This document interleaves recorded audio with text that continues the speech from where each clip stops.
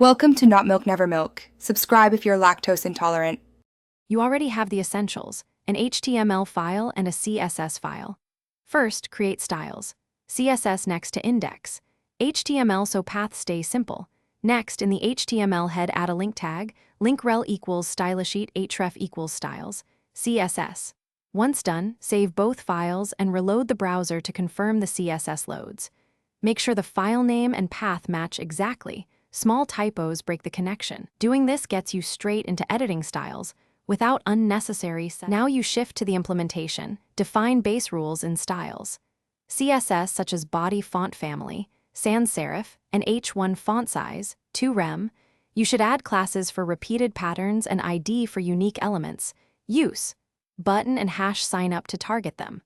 Once you structure selectors, group related rules and add comments so you can navigate the file later. Make sure to save and refresh the page frequently to verify each change displays as intended in the browser. Finish by validating the link and styles across the page. You should inspect elements with DevTools, toggle CSS rules, and watch computed styles to see which declarations win. Once done, clear the browser cache or use hard reload to avoid stale files. Make sure CSS order and specificity are correct. Later rules override earlier ones and ID outrank classes. If something still fails, check for typos, path mistakes, or missing closing braces that commonly break the stylesheet. Thanks for watching. If this was helpful, leave a like and consider subscribing. See you next time.